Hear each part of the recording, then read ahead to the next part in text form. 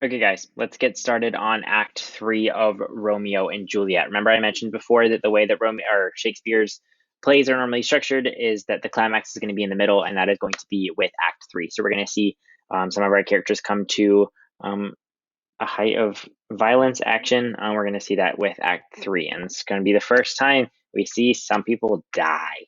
So that's going to happen here in Act 3 of Romeo and Juliet. So first things first, on your packet you have vocabulary words, new vocabulary words. Please make sure you get the definitions for those. I'll post a PDF that goes through those definitions, and we'll go through them on the next video. But please make sure you get those definitions before you get started on Act 3, so you can see what those words mean when you are going along with this video and reading in your packet. Okay, let's go ahead and to get started. Act 3 of Romeo and Juliet is often considered the climax, like I just said, and we will actually be reading a large chunk of this act. The events of these upcoming scenes truly cement this play as a tragedy and foreshadow the events that will occur in Acts 4 and 5, which are our following action leading towards our resolution. So let's get started. Act 3, Scene 1 sees Mercutio and Benvolio. Remember, that's Romeo's cousin Benvolio and his friend Mercutio out in the streets. Mercutio soon gets involved in a fight with Tybalt and the Capulets, causing a lot of violence and drama. Remember, Tybalt is going to be that cousin of Juliet. He is a Capulet. He is the man who saw Romeo at the party. Okay. One thing I will also note before we get started, you do have a discussion board to post today from pre-reading questions for this act and kind of summary questions from the last two acts. So please make sure you get that done and you respond to your classmates before you get started on this. Okay, we're going to actually start out reading the modern English just because this first initial scene, I just want you to really understand what's happening. And it's actually easier to read the modern English when it comes to Mercutio as a character because he's kind of all over the place. He talks in a lot of words that are kind of unnecessary. So Mercutio, his page, and Benvolio enter with other men. Benvolio is talking to Mercutio when this scene opens. He says, "I'm begging you, good Mercutio, let's call it a day. It's hot outside and the Capulets are wandering around. If we bump into them, we'll certainly get into a fight. When it's hot outside, people become angry and hot-blooded." So Benvolio knows that Capulets are out. He doesn't want them to get into a fight because he knows it'll end in violence. And so he says, "Okay, Mercutio, let's go inside." And Mercutio says, "You're like one of those guys who walks into a bar, slams his sword on the table, and then says, 'I pray I never have to use you.' By the time he orders his second drink, he pulls the sword on the bartender for no reason at all." Benvolio says, "Am I really like one of those guys?" Mercutio responds, "Come on, you can be as angry as any guy in Italy when you're in the mood. When someone does the smallest thing to make you angry, you get angry. And when you're in the mood to get angry, you'll find something to get angry about." So Mercutio is kind of calling out Benvolio here. He's saying, "Why are you telling me that we should go inside? Because you're one of the easiest guys I know to get angry." Benvolio says, "And what about that?" Mercutio says, "If there were two men like you, pretty soon there'd be none, because the two of you would kill each other. You would fight with a man if he had one more whisker or one less whisker in his beard than you have in your beard. You'll fight with a man who's cracking nuts just because you have hazelnut-colored eyes. Only you would look for a fight like that. Your head is full of fights as an egg is full of yolk, but your head has been beaten like scrambled eggs from so much fighting. You started a fight with a man who coughed in the street because he woke up a dog that was sleeping in the sun. Don't you argue it out with your tailor for wearing one of his new suits before the right season, and with another for tying the new shoes he made with old laces, and yet you're the one who wants to teach me about restraint?" So we're learning these things about Benvolio. Up to this point, Benvolio has been our peacekeeper in the play. He is going to continue to be that peacekeeper. So it's actually surprising that he's easy to anger, that we're learning this from Mercutio, especially from a character like Mercutio, which you're going to see happens with him in just a little bit. So Benvolio says, "If I were in the habit of fighting the way you are, my life insurance rates would be sky high." Mercutio says, "Your life insurance? That's foolish."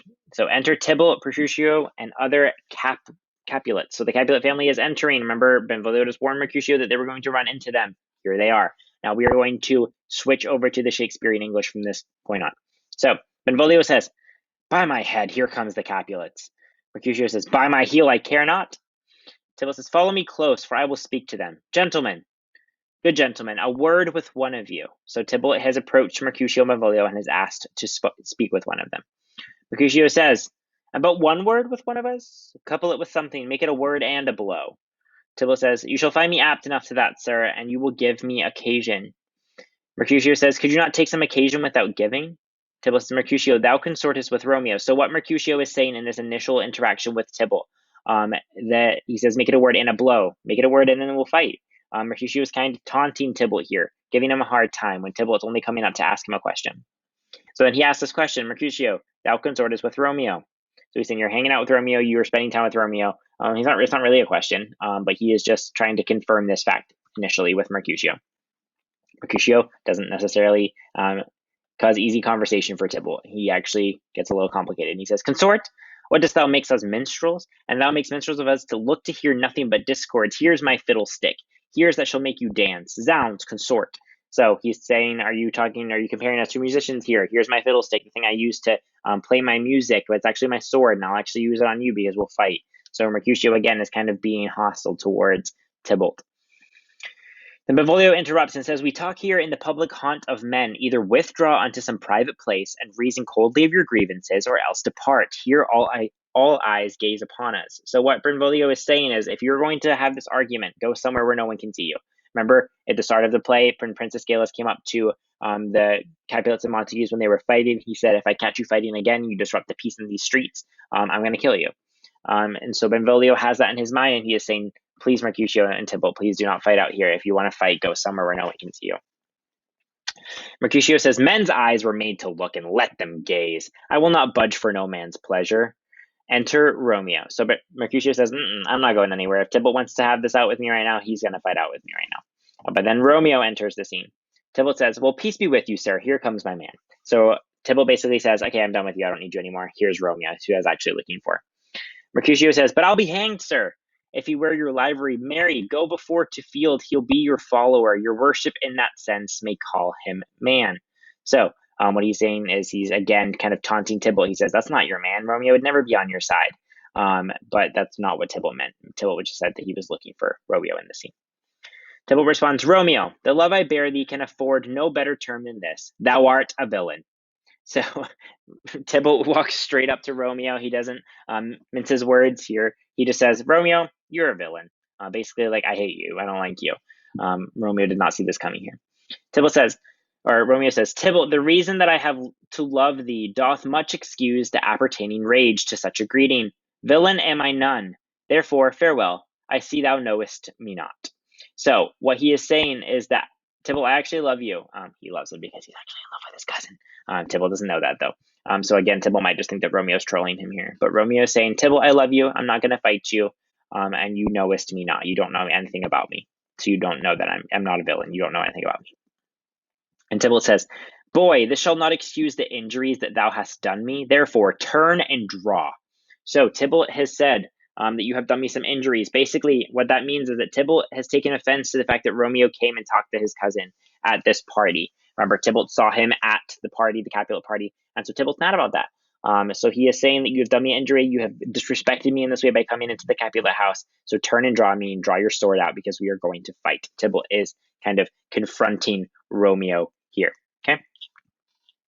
Continuing, Romeo says, I do protest that I never injured thee, but love thee better than thou canst devise, till thou shalt know the reason of my love, and so, good Capulet, which name I tender as dearly as my own, be satisfied. So what, again, he is saying is that I love you, Tybalt, and you don't know why I love you or how I love you, but I love you. And it's because, again, he's in love with Juliet, and he says, I'm not going to fight you. Be satisfied and walk away. Mercutio says, oh, calm, dishonorable, vile submission. So he pulls out his sword and says, Tybalt, you rat catcher, will you walk? Will you walk, meaning will you fight me? I love that he calls him a rat catcher. That's one of Shakespeare's insults there. Tybalt says, what wouldst thou have with me? Mercutio says, good king of cats, nothing but one of your 9 lives, that I mean to make bold withal, and as you shall use me hereafter, dry beat the rest of the 8. Will you pluck your sword out of this pitcher by the ears? Make haste, lest mine be about your ears, ear it be out. So again, he's just taunting Tybalt here. He's asking Tybalt to fight him, comparing him to this cat that has 9 lives.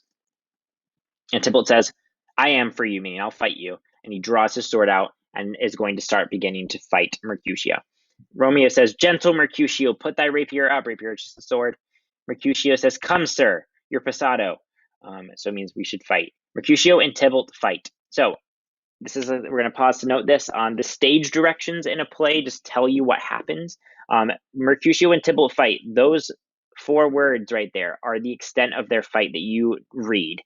That's why you're meant to see a play, not read a play, because if you saw this on the stage, the fight between Mercutio and Tybalt might last way longer than it takes for us to read these 4 words, because they actually have to fight. They have to do flips off things, actually fight with their swords. But we don't see any of that. You have to picture that in your brain. So right now I want you to picture this huge, massive fight between Mercutio and Tybalt, okay? Romeo, drawing his sword, says, Draw, Benvolio, beat down their weapons. Gentlemen, for shame, forbear this outrage. Tybalt, Mercutio, the prince expressly hath forbidden bandying in Verona's streets. Hold, Tybalt, good Mercutio. So what Romeo is doing here is he's trying to stop the fight by pulling out his sword and fighting off the men and getting Benvolio to fight off the men. So inadvertently, he's joining the fight when really he just wants the fight to end. Romeo tries to break up the fight, and Tybalt stabs Mercutio under Romeo's arm. So what Romeo does is he tries to get between Mercutio and Tybalt, saying, stop fighting, stop fighting, stop fighting. And in that moment where Mercutio is distracted, Tybalt takes the opportunity to stab Mercutio under Romeo's arm. So Romeo basically causes in this scene Tybalt to stab Mercutio. And then Petruchio says, away, Tybalt! Exit Tybalt, Petruchio, and the other Capulets. They run away, they leave the scene because Tybalt has come to the realization that what he has done has stabbed Mercutio. And he knows that that is not going to take a boat over very well with the Prince of Verona. Mercutio says, I am hurt. A plague on both your houses. I am sped. Is he gone and hath nothing? Okay, that's one of the most famous lines from this play as well. A plague on both your houses. If we look at the modern English, it says, I've been hurt. May a plague curse both of your families. I am finished. So what he is saying here is that he's cursing both of the families because the reason that he has been stabbed and is dying right now is because Tybalt and Romeo have this grievance, or Tybalt has this grievance with Romeo for the fact that he's just a Montague. It's the fact that their names have so much power in their relationships with each other, it makes them hate each other, that they were fighting in the first place, and that's why Mercutio is now dying. Benvolio says, what? Art thou hurt?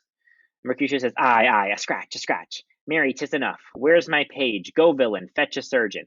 So Mercutio at this moment, normally in this portrayal, he's stumbling around the stage, still having this comedic aspect to him, and he's going, a scratch, just a scratch. And that he's not actually hurting that much. Exit Mercutio's page.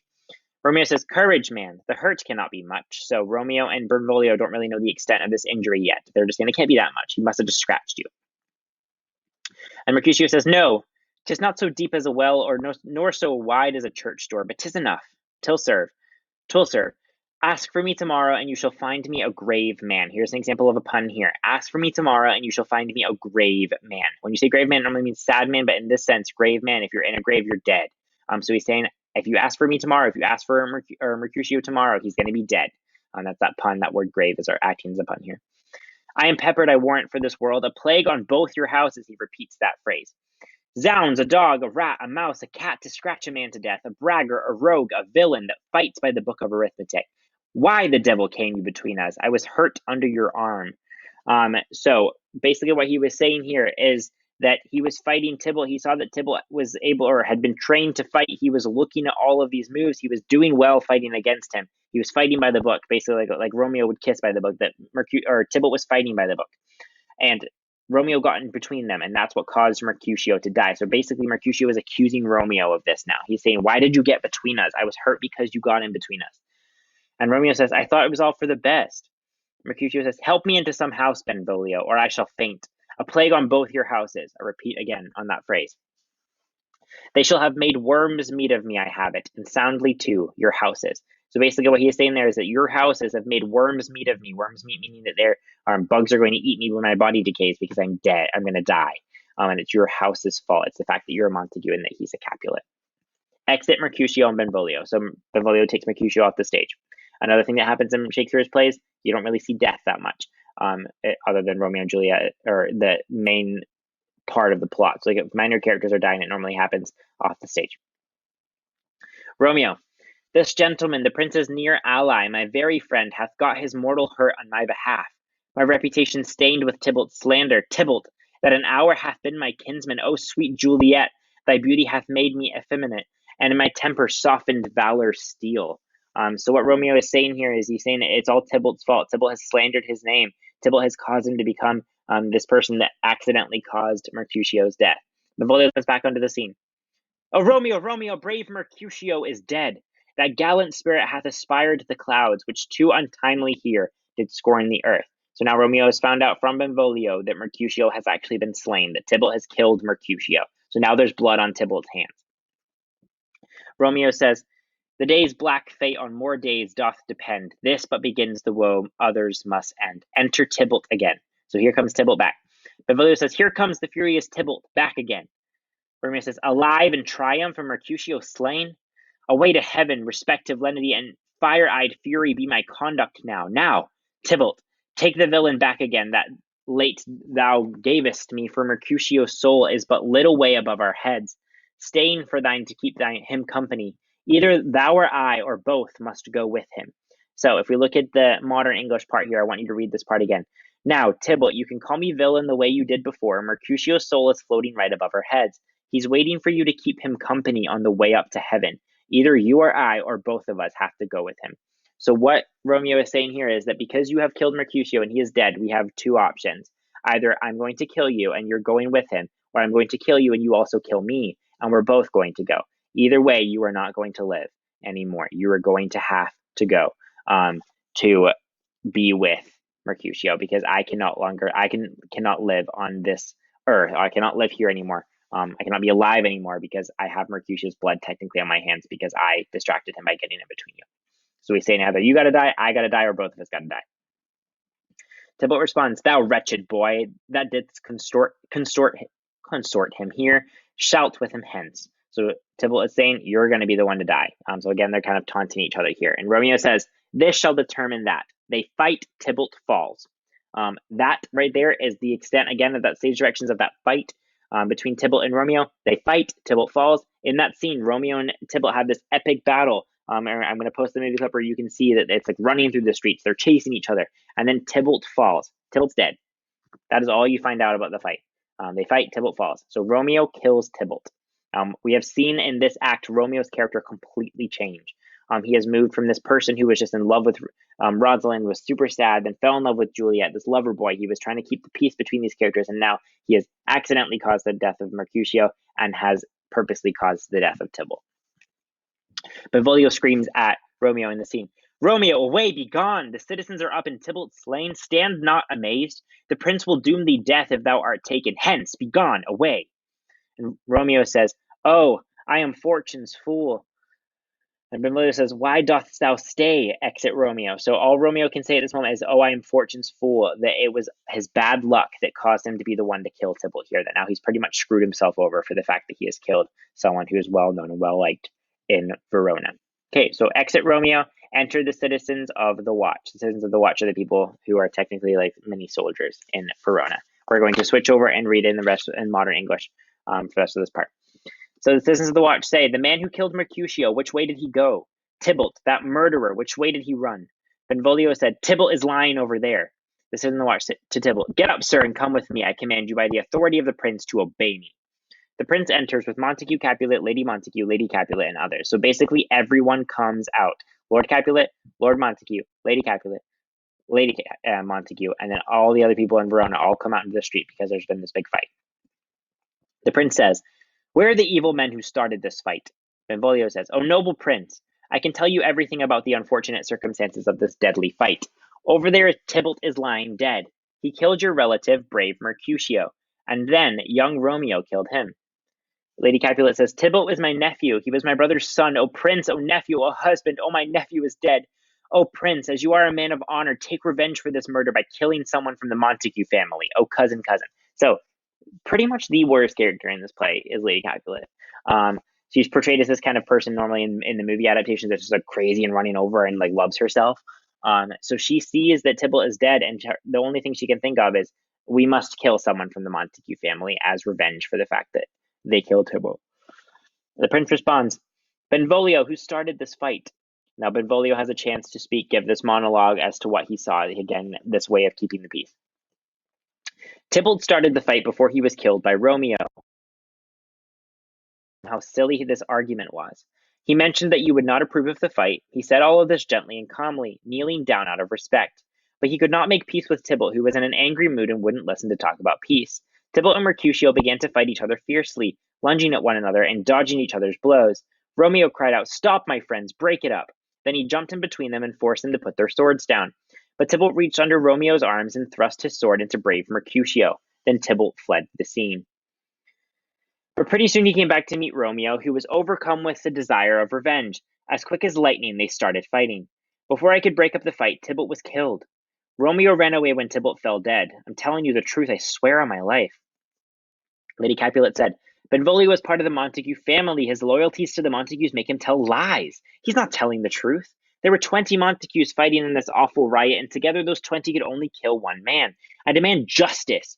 You, Prince, are the man who can give me justice. Romeo killed Tybalt. Romeo must die. So you'll notice in this scene that it is not Lord Capulet who is speaking. It is Lady Capulet. She is the one who has the most feelings when it comes to this situation between Romeo and Tybalt. Remember, you saw in the party scene in Act 2 or in Act 1, sorry, that Tybalt wanted to fight Romeo, and Lord Capulet said, no, he's okay. He's not doing any harm. But apparently, if he had talked to Lady Capulet, it would have been very much different. Lady Capulet probably would have said, yeah, go kill him. The prince said, Romeo killed Tybalt. Tybalt killed Mercutio. Who should now pay the price for Mercutio's life? Montague said, not Romeo, Prince. He was Mercutio's friend. His crime did justice's job by taking Tybalt's life. So Lord Montague pipes in and he says that it was justice, the fact that Romeo killed Tybalt because Tybalt killed Mercutio first. And the prince said, and for that crime, Romeo is hereby exiled from Verona. I'm involved in your rivalry. Mercutio was my relative, and he lies dead because of your bloody feud. I'll punish you so harshly that you'll regret causing me this loss. I won't listen to your pleas or excuses. You can't get out of trouble by praying or crying, so don't bother. Tell Romeo to leave the city immediately, or else, if he is found here, he will be killed. Take away this body and do what I say. Showing mercy by pardoning killers only causes more murders. So what he is saying is that I am not going to pardon Romeo because it's only going to cause more violence in the cities of Verona. He is exiled, and he has to leave. We're going to see he has to leave and go to a place called Mantua. But he is not going to be in Verona anymore, which we're going to see is going to cause some problems for good old Juliet. So everyone exits from the stage. Again, here's a quick recap of what you just read. Number 1, Mercutio baited Tybalt and they started fighting. 2, Romeo got between them, distracting Mercutio enough for Tybalt to kill him. 3, Mercutio dies. 4, Romeo in a fit of rage starts fighting Tybalt because he killed his friend. 5, Romeo kills Tybalt. 6, Romeo instantly realizes what he has done and flees the scene. And then Romeo is banished. Okay, so that is that first scene, Act 3, Scene 1. And basically, that is the biggest part of the climax of Romeo and Juliet. That scene where Mercutio and Tybalt are now both dead. Romeo has screwed himself over, and Romeo has been banished out of Verona to Mantua. Okay, so that is where you can stop watching the video for, what day was it? Tuesday. And we are going to pick up right now on what you need to read for Wednesday. If you want to just read them all the way through, that's fine. You can do that. But I am splitting it up because now we're going to see Juliet finding out about these news. So if you just want to do the first part, go ahead and click off. If you want to keep going, let's keep going. Okay, we're going to continue reading this in the modern English because the nurse can get pretty confusing here. So I want to make sure that we are understanding what's happening for this part of the story. So the nurse enters with the rope ladder in her pouch. Oh, this is Juliet speaking. Oh, here comes my nurse, and she brings news. Every voice that mentions Romeo's name sounds beautiful. Now, nurse, what's the news? Is that the rope ladder Romeo told you to pick up? That whole scene is what we're kind of skipping over there, is that Romeo told Juliet in Act 2 that she needed a rope ladder so he could sneak into her room and so they can spend some time together. The nurse said, yes, this is the rope ladder. Juliet says, oh my, what's the news? Why do you look so upset? The nurse responds, oh, it's a sad day. He's dead. He's dead. He's dead. We're ruined, lady. We're ruined. What an awful day. He's gone. He's been killed. He's dead. Juliet says, can God be so jealous and hateful? And the nurse says, Romeo is hateful, even though God isn't. Oh, Romeo, Romeo, whoever would have thought it would be Romeo? And Juliet responds, what kind of devil are you to torture me like this? This is as bad as the tortures of hell. Has Romeo killed himself? Just say yes, and I will turn more poisonous than the snake with the evil eye. I will no longer be myself if you tell me Romeo has killed himself. If he's been killed, say yes. If not, say no. These short words will determine my joy or my pain. So Juliet thinks that it is Romeo that is dead because the nurse is not being very clear. The nurse is never clear. The nurse says, I saw the wound. I saw it with my own eyes. God bless that wound here on his manly chest. A pitiful corpse, a bloody, pitiful corpse, pale as ashes and drenched in blood. All the dried blood was so gory I fainted when I saw it. And Juliet said, oh, my heart is breaking. Oh, my bankrupt heart is breaking. I'll send my eyes to prison and they'll never be free to look at anything again. I'll give my vile body back to the earth. I'll never move again. My body and Romeo's will live together in one sad coffin. So again, Juliet still thinks that it is Romeo, and she's saying, I'm going to die because I can't deal with this grief. Some foreshadowing that's going to happen on later in the play. The nurse says, oh, Tybalt, Tybalt, He was the best friend I had, oh polite Tybalt. He was an honorable gentleman. I wish I had not lived long enough to see him die. Juliet says, what disaster is this? Has Romeo been killed and is Tybalt dead too? Tybalt was my dearest cousin. Romeo is even dearer to me as my husband. Let the trumpets play the song of doom, because who can be alive if those two are gone? The nurse finally is going to reveal what actually happened to Juliet here. Tybalt is dead and Romeo has been banished. Romeo killed Tybalt, and his punishment was banishment. Juliet, now coming to the realization, oh God, did Romeo's hand shed Tybalt's blood? The nurse responds, it did. Curse the day this happened, but it did. Juliet responds, oh, he's like a snake disguised as a flower. Did a dragon ever hide in such a beautiful cave? He's a beautiful tyrant and a fiendish angel. He's a raven with the feathers of the dove. He's a lamb who hunts like the wolf. I hate him. Yet he seemed the most wonderful man. He's turned out to be the exact opposite of what he seemed. He's a Satan who should be damned. He's a villain who seemed honorable. Oh, nature, what were you doing in hell? Why did you put the soul of a criminal in such a perfect body of a man? Was there ever such an evil book with such a beautiful cover? Oh, I can't believe the deepest evil lurked inside something so beautiful. So we have all of these comparisons here where Juliet is comparing Romeo to all of these negative things. Snake disguised as a flower, beautiful tyrant, a fiendish angel. Again, the beautiful tyrant and fiendish angel are examples of oxymorons there. He's a raven with the feathers of a dove, a lamb who hunts like a wolf. I hate him. So she's kind of going in on Romeo here.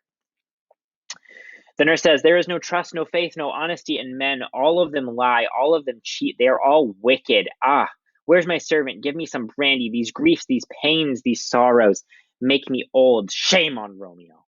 Juliet responds, I hope sores cover your tongue for a wish like that. He was not born to be shameful. Shame does not belong with Romeo.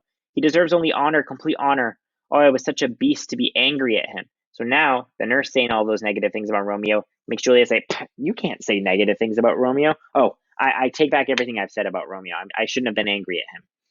And the nurse says, are you going to say good things about the man who killed your cousin? Juliet says, am I supposed to say bad things about my husband? Ah, my poor husband, who will sing your praises when I, the wife of 3 hours, have been saying awful things about you? But why, you villain, did you kill my cousin? Probably because my cousin, the villain, would have killed my husband. I'm not going to cry any tears. I would cry with joy that Romeo is alive, but I should cry tears of grief because Tybalt is dead. My husband, whom Tybalt wanted to kill, is alive. Tybalt, who wanted to kill my husband, is dead. All this is comforting news. Why then should I cry? There's news worse than the news that Tybalt is dead, and news that makes me want to die. I'd be glad to forget it, but it weighs on my memory like sins linger in guilty minds. Tybalt is dead, and Romeo has been banished. That banishment is worse than the murder of 10,000 Tybalts. So, what Juliet is saying here in this scene is that she takes back everything that she said about Romeo, because she now predicts that if Romeo hadn't killed Tybalt, Tybalt would have killed Romeo. And that is worse news to receive than the fact that Tybalt's dead. So she's like, I'm sad Tybalt's dead. I'd be more sad if Romeo is dead. So I'll get over Tybalt. And what she is saying here, that even this banishment is even worse than the news that Tybalt has been dead. Tybalt could be murdered 10 times over and she wouldn't be as sad as she is now that Romeo has been banished. Maybe pain likes to have company and can't come without bringing more pain. It would have been better if, after she said, Tybalt's dead, she told me my mother or my father or both were gone.